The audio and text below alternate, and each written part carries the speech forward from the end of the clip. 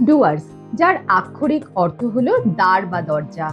হিমালয়ের কোলে অবস্থিত ডুয়ার্স উত্তর পূর্ব ভারত ও প্রতিবেশী রাষ্ট্র ভুটানের প্রবেশদ্বার। পাহাড়, জঙ্গল, সবুজ চা বাগান, বন্য প্রাণী সব মিলিয়ে এক অপার প্রাকৃতিক সৌন্দর্যের মেলবন্ধন হলো অনন্য সুন্দরী ডুয়ার্স। তাই তো ডুয়ার্সের প্রতি বাঙালির এক আলাদাই আকর্ষণ। আমি প্রিয়াঙ্কা, আপনাদের জন্য নিয়ে এসেছি 5 রাত 6 দিনের একটা সম্পূর্ণ ডুয়ার্স ট্যুর প্ল্যান। এই ট্যুরে আমরা ঘুরে দেখব গরুমারা, জলদাপাড়া, বক্সা, জয়ন্তী, কোচবিহার, সাথে একদিনের ভুটান ট্রিপও থাকবে। ডুয়ার্স ভ্রমণ সংক্রান্ত যাবতীয় তথ্য থাকবে এই ভিডিওতে, আর থাকবে একটা বাজেট আইডিয়া। তাই যারা আগামী দিনে ডুয়ার্স যাওয়ার প্ল্যান করছেন তাদের জন্য খুবই হেল্পফুল হবে এই ভিডিও। আমরা ডুয়ার্স ভ্রমণ শুরু করব লাটাগুড়ি থেকে, আর লাটাগুড়ি পৌঁছানোর জন্য নিয়ারেস্ট স্টেশন হচ্ছে নিউ মাল জাংশন।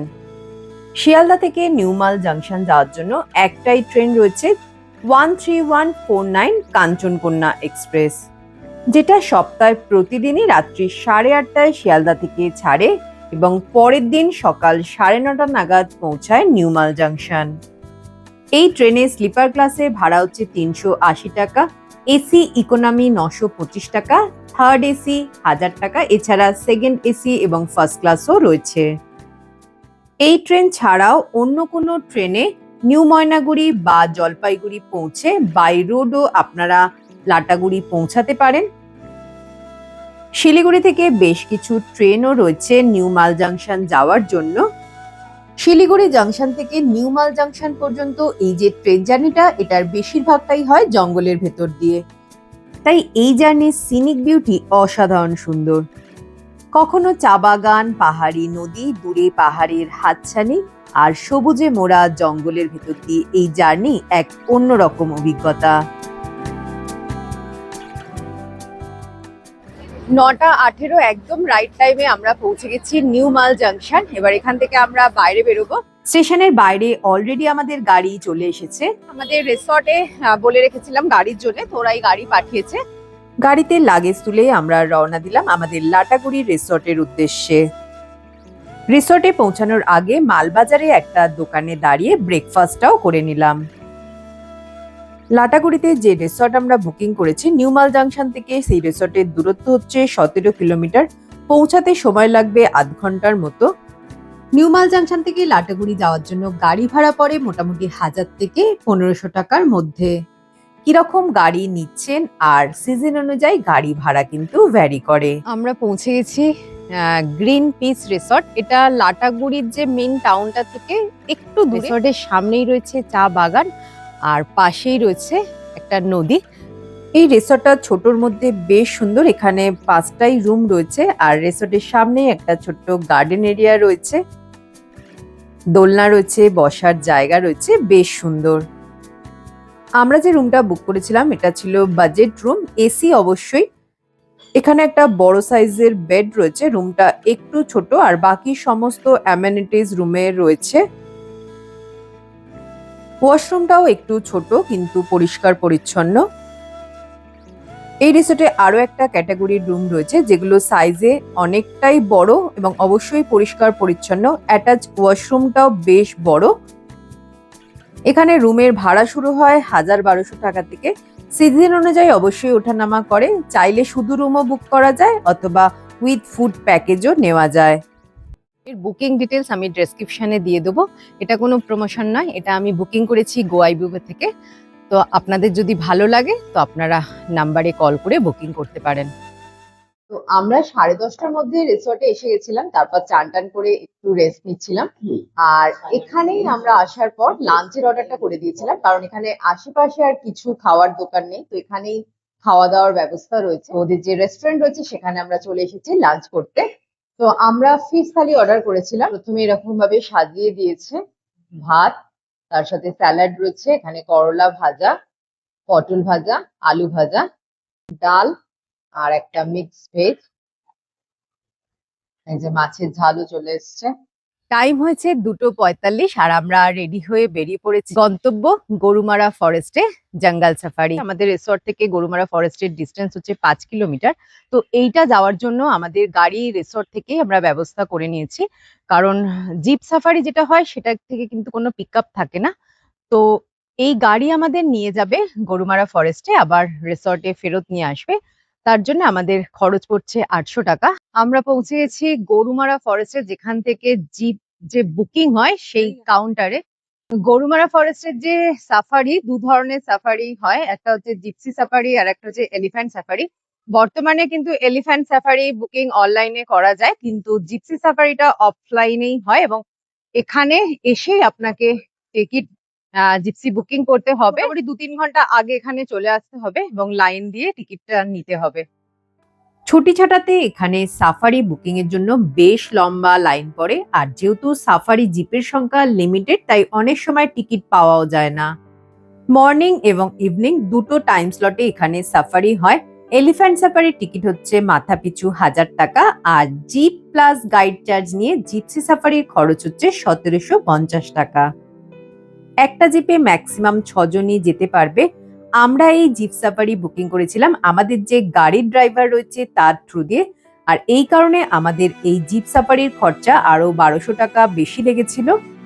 জঙ্গলের ভেতর দিয়ে জিপ সাফারির এই জার্নিটা কিন্তু বেশ রোমাঞ্চকর। সজাগ দৃষ্টিতে চারিদিকে নজর রাখা, যদি কোনো বন্যপ্রাণীর দেখা পাওয়া যায় এই আশায়। এই গরুমারা ফরেস্টে দেখতে পাওয়া যায় হাতি, বাইসন, গন্ডার, চিতা, কিন্তু অ্যানিমাল সাইটিং মানে জঙ্গলে অ্যানিমাল সাইটিং পুরোটাই ভাগ্যের ব্যাপার। একটা ময়ূর ছাড়া আমরা আর কোনো বন্যপ্রাণীরই দেখা পাইনি, ওই যে বললাম ভাগ্যের ব্যাপার। গরুমারা ন্যাশনাল পার্কে সাফারি প্রতি বৃহস্পতিবার বন্ধ থাকে। সাফারি শেষে জিপ আমাদের নিয়ে এলো নেওরা নেচার ক্যাম্প। কেউ যদি একদম জঙ্গলের ভেতরে থাকতে চান, একটা আলাদা এক্সপিরিয়েন্স করতে চান, তাহলে এই নেওরা নেচার ক্যাম্পে থাকতে পারেন। ওয়েস্ট বেঙ্গল ট্যুরিজমের ওয়েবসাইট থেকে এই নেওরা নেচার ক্যাম্প বুকিং করতে হবে। ডিটেলস আমি ডেসক্রিপশনে দিয়ে দিলাম। কিছুক্ষণ নেচার ক্যাম্পে সময় কাটিয়ে এখন আমরা যাচ্ছি ট্রাইবাল ডান্স প্রোগ্রাম দেখতে। আর এই ট্রাইবাল ডান্সের টিকিট হচ্ছে পার হেড 100 টাকা করে, আর জিপসি বুকিং কাউন্টার থেকেই এই টিকিটটা কাটতে হবে। এটা আপনারা দেখতেও পারেন অথবা চাইলে স্কিপও করতে পারেন।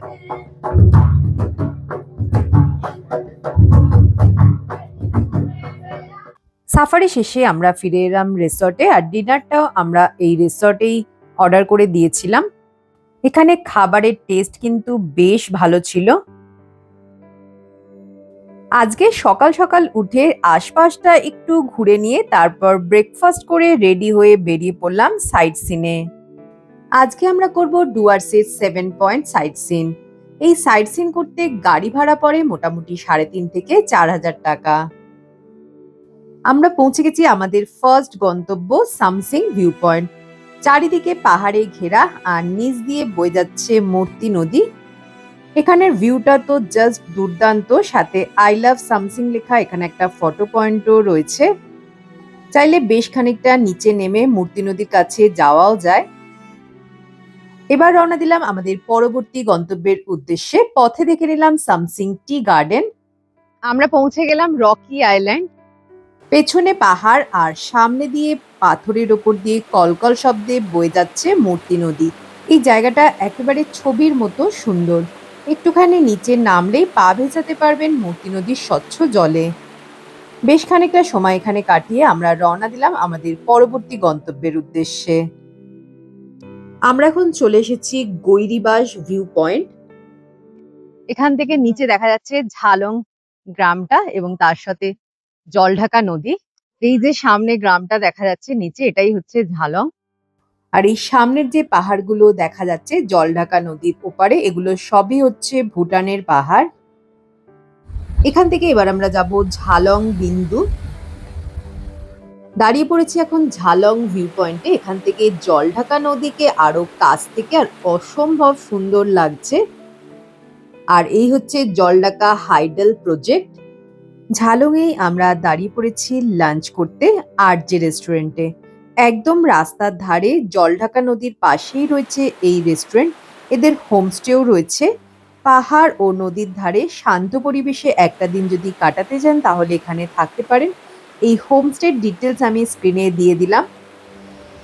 জলঢাকা নদীর কলকল আওয়াজ শুনতে শুনতে আমরা ফিশ থালি সহযোগে লাঞ্চটা এখানে সেরে নিলাম। এখান থেকে এবার আমরা যাব বিন্দু। আপনারা চাইলে বিন্দু পৌঁছানোর আগে রাস্তার ধারের এই অ্যাপেল স্টোন রেস্টুরেন্ট থেকেও লাঞ্চটা সারতে পারেন। বিন্দু হলো এই দিককার ভুটান সীমান্তের শেষ গ্রাম। পার্কিং থেকে কিছুটা হেঁটে গেলে রয়েছে জলঢাকা নদীর উপর তৈরি বিন্দু ব্যারেজ।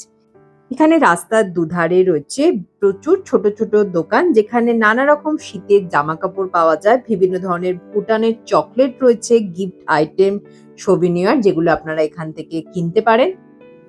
তো এই হচ্ছে জলঢাকা নদীর ওপর তৈরি বিন্দু ব্যারেজ। পেছনে রয়েছে পাহাড় আর এই সামনে দিয়ে বয়ে যাচ্ছে জলঢাকা নদী। সামনেই যে পাহাড়টা দেখা যাচ্ছে এটা হচ্ছে ভুটানের পাহাড়, আর আমরা দাঁড়িয়ে আছি ভারতে। ভারত আর ভুটানের মাঝখান দিয়ে বয়ে যাচ্ছে এই জলঢাকা নদী। এটাই হচ্ছে দুই দেশের মধ্যে সীমান্ত। আমরা চলে এসেছি আজকের আমাদের লাস্ট গন্তব্য, মূর্তি রিভার ভিউ পয়েন্ট। এখানে মূর্তি নদী অনেকটাই শান্ত। নদীর ধারে এখানে বসার জায়গা করা রয়েছে, আর রয়েছে আই লাভ মূর্তি লেখা একটা ফটো পয়েন্ট। লাটাগুড়িতে দুদিন কাটিয়ে আজকে আমরা যাব জলদাপাড়া। লাটাগুড়ি থেকে জলদাপাড়ার দূরত্ব অ্যাপ্রক্স 84 কিলোমিটার। গাড়ি ভাড়া পড়বে মোটামুটি 3.5 থেকে 4,000 টাকা। জলদাপাড়াতে এসে আমরা উঠলাম সুমারু জঙ্গল রিসর্ট। এটা মাদারিহাটের কাছেই রয়েছে। রিসর্টটা বেশ সুন্দর, অনেকখানি বড় গার্ডেন এরিয়া রয়েছে, বাচ্চারা খেলতে পারবে, সামনে দোলনা রয়েছে, আর রুম এখানে দুটো কটেজ রুম রয়েছে, আর এইদিকে আরো 6খানা রুম রয়েছে, আর এইদিকে রয়েছে রিসেপশন আর ডাইনিং এরিয়া। আমাদের রুমটাও বেশ সুন্দর, একটা ডাবল বেড আর একটা সিঙ্গেল বেড রয়েছে। সমস্ত প্রয়োজনীয় আসবাব রুমে রয়েছে। এছাড়া এখানে ইলেকট্রিক কেটেল ও চায়ের সরঞ্জামও দেয়া আছে। আলাদা এখানে একটা ড্রেসিং এরিয়া রয়েছে। ওয়াশরুমটাও বেশ বড়, আর সমস্ত প্রয়োজনীয় অ্যামেনিটিস দেওয়া রয়েছে। এখানকার বুকিং ডিটেলস আমি স্ক্রিনে দিয়ে দিলাম, যদিও এটা আমরা গো আইবুবো থেকে বুকিং করেছিলাম। রুমে চেকিং করেই আমরা চলে এসেছি ডাইনিং এরিয়ায় লাঞ্চ করতে। লাঞ্চের অর্ডার আমরা সকালবেলায় ফোন করেই দিয়ে দিয়েছিলাম। তো আজকে আমাদের লাঞ্চে রয়েছে ভাত, ভাতের ওপরে একটা পাঁপড় দিয়েছে, তার সাথে এখানে স্যালাড রয়েছে, ডাল, আলু ভাজা, পটল আলুর তরকারি, চাটনি, মিষ্টি, আর এই হচ্ছে মাছের ঝাল। খাবারের টেস্ট মোটামুটি ভালোই, একদম ঘরোয়া। লাঞ্চ করে আমরা বেরিয়ে পড়লাম। এখন যাব জলদাপাড়া ন্যাশনাল পার্কে সাফারি করার জন্য। সাফারির টিকিট পাবো কিনা জানি না, বাট আগে থেকে যেতে হবে, তো লাইন দিতে হবে। 3টের সময় সাফারির গেট খোলে। রিসর্ট থেকে আমাদের জন্য একটা টোটোর ব্যবস্থা করে দিয়েছে। এই রিসর্ট থেকে জলদাপাড়া যে ন্যাশনাল পার্কের এন্ট্রি গেট রয়েছে, মানে যে টিকিট কাউন্টার রয়েছে, সেটা এই 1 কিলোমিটার মতো ডিস্টেন্স, 1 থেকে 1.5 কিলোমিটার হবে।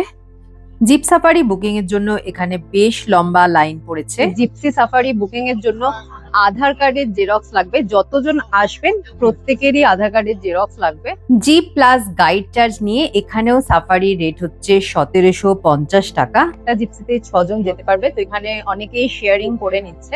19টা জিপের এন্ট্রি রয়েছে, তো আমাদের হয়নি।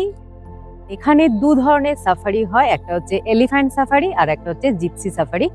এলিফ্যান্ট সাফারির বুকিং আপনারা অনলাইন এবং অফলাইন দুভাবেই করতে পারেন, কিন্তু জিপসি সাফারির কোনো অনলাইন বুকিং হয় না, সবটাই এখানে এসে অফলাইন বুকিং করতে হবে। আর মোট 4টে স্লটে জিপসি সাফারি হয়, মর্নিংয়ে 2টো এবং আফটারনুনে 2টো। মর্নিংয়ে 5:30টায় এবং 7:30 স্লটে সাফারি হয়, এবং আফটারনুনে 2টো এবং 4টে স্লটে। মর্নিং সাফারির বুকিং আগের দিন করতে হয়, আগের দিন সন্ধ্যে 6টায় কাউন্টার খুলে। আর আফটারনুন সাফারির বুকিং এর জন্য সাফারি টাইমিং এর 1 ঘন্টা আগে কাউন্টার খুলে। কাউন্টার খোলার 2 থেকে 3 ঘন্টা আগে লাইন দিতে হবে। আর প্রতি বৃহস্পতিবার জলদাপাড়া ন্যাশনাল পার্ক বন্ধ থাকে। আমাদের যেহেতু সাফারি করা হলো না, তাই টোটো করেই এখন যাচ্ছি তোরসা রিভার বেড। এখানে নদীর ধারে রয়েছে শ্মশানকালী মন্দির। সিঁড়ি দিয়ে কিছুটা নেমে মন্দির দর্শন করতে হবে। এখানে হনুমানের বেশ উৎপাত রয়েছে, তাই ব্যাগপত্র একটু সামলে রাখতে হবে। কালী মন্দির ছাড়াও এখানে রয়েছে শিব মন্দির, হনুমান মন্দির ও শনি মন্দির।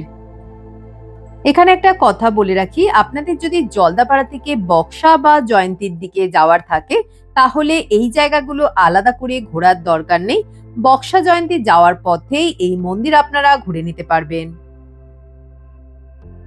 সকাল সকাল আমাদের গাড়ি চলে এসেছে। আজকে আমরা যাব একদিনের ভুটান ভ্রমণে। সাইট সিনে বেরোবার আগে আমরা ব্রেকফাস্টটা এখানেই সেরে নেব। গরম গরম পরোটা আর আলুর তরকারি দিয়ে ব্রেকফাস্ট করে আমরা বেরিয়ে পড়লাম। আমাদের এখন পৌঁছাতে হবে ভুটানের সীমান্ত টাউন জয়গাঁও। জলদাপাড়া থেকে জয়গাঁও যেতে গাড়ি ভাড়া পড়ে 1500 থেকে 2000 টাকা। পৌঁছে গেলাম আমরা জয়গাঁও। এখান থেকে আমাদের ইমিগ্রেশন করে ভুটানে প্রবেশ করতে হবে। এই বিশাল পাঁচিলটার ওপারেই রয়েছে ভুটান। ভুটানে প্রবেশ করার জন্য সঙ্গে রাখতে হবে ভোটার কার্ড অথবা পাসপোর্ট। আধার কার্ড এখানে অ্যাকসেপ্টেবল নয়। 18 বছরের নিচে বাচ্চাদের ক্ষেত্রে সাথে রাখতে হবে বার্থ সার্টিফিকেট, আর সেটা যেন অবশ্যই ইংলিশ রিটেন হয়। আমরা এখানে জেনারেল এন্ট্রি করেছি আর এর জন্য আমাদের কোনো প্রবেশ মূল্য লাগেনি। ইমিগ্রেশন অফিস থেকে বেরিয়ে লোকাল গাড়ি পেয়ে যাবেন সাইট সিন করার জন্য, আর খরচ পড়বে 1200 থেকে 1500 টাকা। প্রথমেই আমরা পায়ে হেঁটে চলে এসেছি ফুনসুলিং এর তাসি মার্কেটের উপরে অবস্থিত জাংতো পেলরি লাখাং মনেস্ট্রি। মনেস্ট্রিটা খুব বড় না হলেও বেশ সুন্দর। জলদাপাড়া থেকে যে গাড়ি নিয়ে আমরা এসেছি সেই গাড়ি নিয়েই আমরা ভুটানের সমস্ত সাইট সিন ঘুরে দেখব, আর এর জন্য আমাদের খরচ পড়ছে 2500 টাকা। গাড়ির ড্রাইভারের ডিটেলস আমি স্ক্রিনে দিয়ে দিলাম। এখন আমরা চলে এসেছি খারবান্দি গোম্পা মনেস্ট্রি। এখানে এন্ট্রি টিকিট রয়েছে 30 টাকা পার পারসন। ভারতীয় টাকা এখানে চলে যায়। ভুটানের যে কোনো জায়গাতেই কিন্তু ভারতীয় কারেন্সি অ্যাকসেপ্ট করে। একটুখানি ওপরে অবস্থিত হওয়ায় এখান থেকে দেখতে পাওয়া যায় পাখির চোখে জয়গাঁও শহরটাকে। এই গুম্ফা মনেস্ট্রিটা কিন্তু বেশ বড় আর খুব সুন্দর।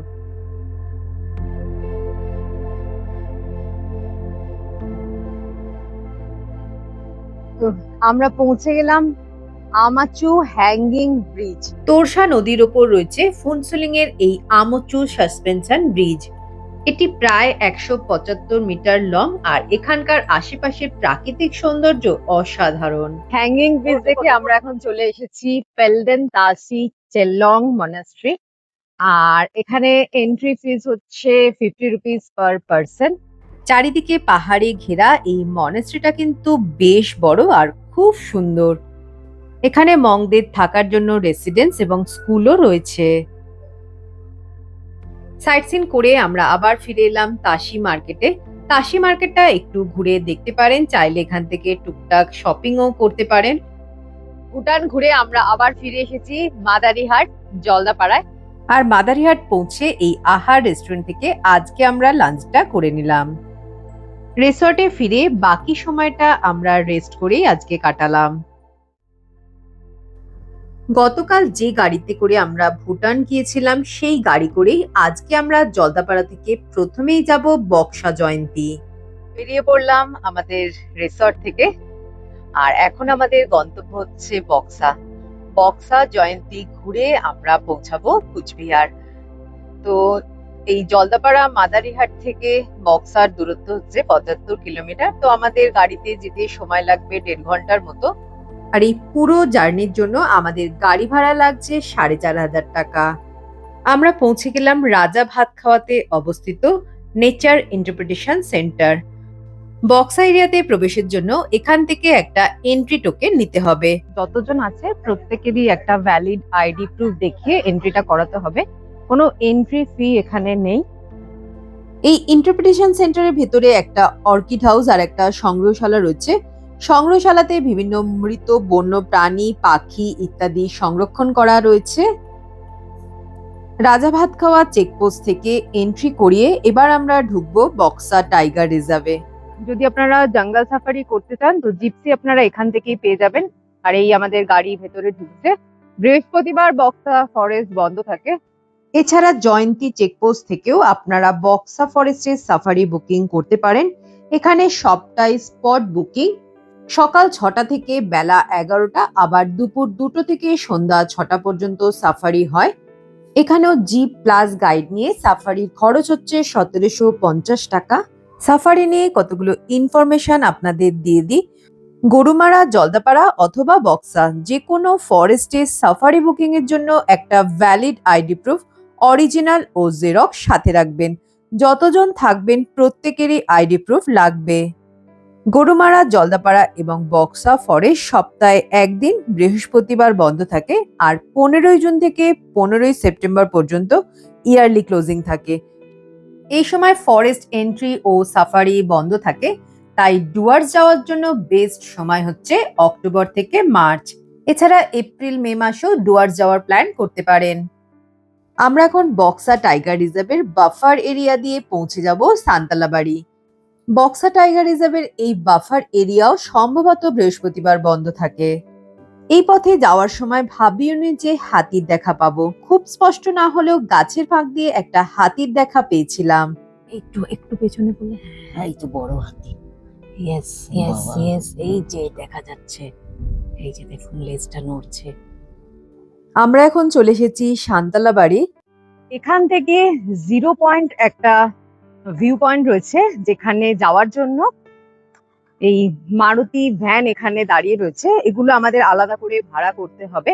আমরা যে বক্সা টাইগার রিজার্ভে একটা এন্ট্রি করিয়েছিলাম, সেই এন্ট্রি যে টিকিটটা দিয়েছিল সেই টিকিটটা এখানে দেখাতে হবে, দেখে তারপর গাড়ি নিতে হবে।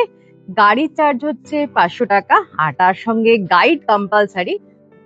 0 পয়েন্ট যাওয়ার জন্য গাইড চার্জ হচ্ছে 200 টাকা, আর যদি বক্সা ফোর্ট যাওয়ার থাকে সেক্ষেত্রে গাইড চার্জ হচ্ছে 400 টাকা। আমরা পৌঁছে গেলাম 0 পয়েন্ট, যেখানে এন্ট্রি করলাম সেখান থেকে 2.5 কিলোমিটার রাস্তা। তো এখানেই গাড়ি আসবে, এরপর আর গাড়ি যাওয়ার কোনো রাস্তা নেই। গাড়ি আমাদের এখানে নামিয়ে দিয়েছে।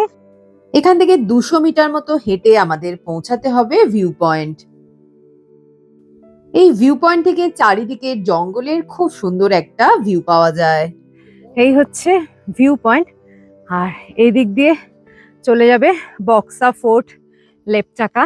বক্সা ফোর্ট এখান থেকে আরো 2 কিলোমিটার মতন, আর বক্সা ফোর্ট থেকে লেপচাকা আরো 1.5-2 কিলোমিটার।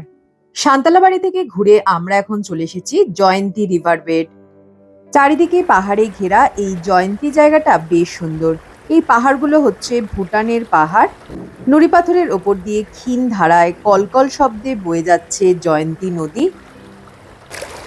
কি পরিষ্কার জল। জয়ন্তীতেই আজকে আমরা লাঞ্চ করব এই বনান্তে রেস্টুরেন্টে। এখানে থাকার জন্য রুমও রয়েছে।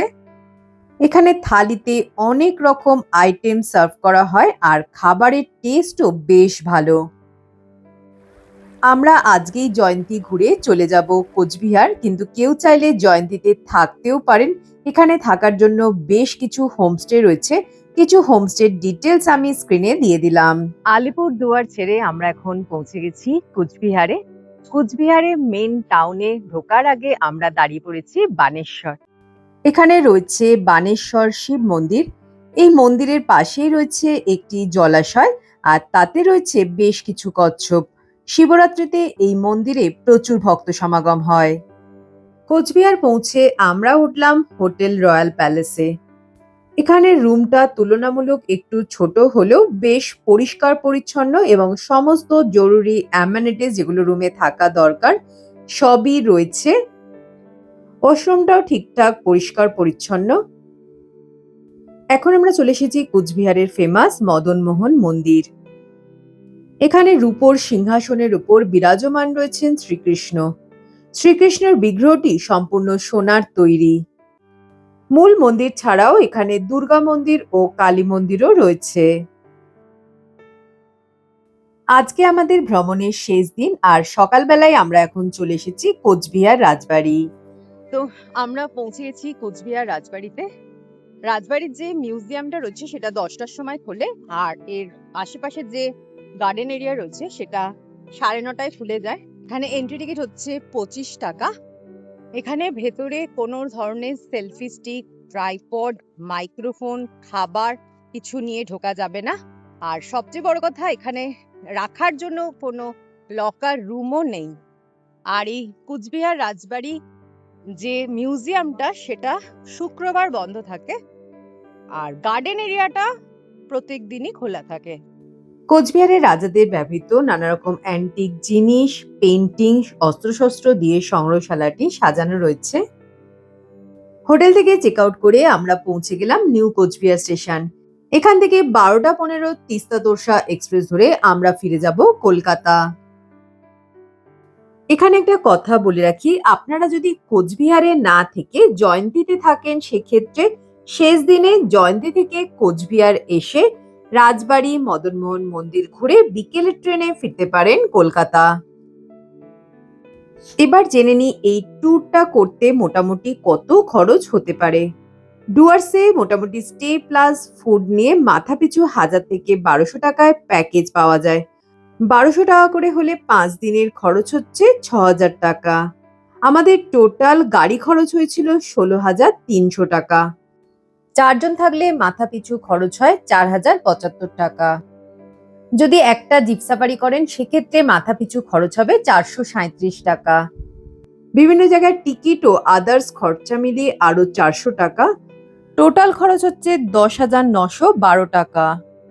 রাউন্ড ফিগারে করলে মাথাপিছু খরচ হয় 11,000 টাকা। এর সাথে যাওয়া আসার ট্রেনের টিকিট যোগ হবে। ভিডিওটা আপনাদের কেমন লাগলো অবশ্যই কমেন্ট করে জানাবেন। আজকের ভিডিওটা এখানেই শেষ করছি। দেখা হবে খুব শীঘ্রই। সকলে ভালো থাকবেন। টাটা।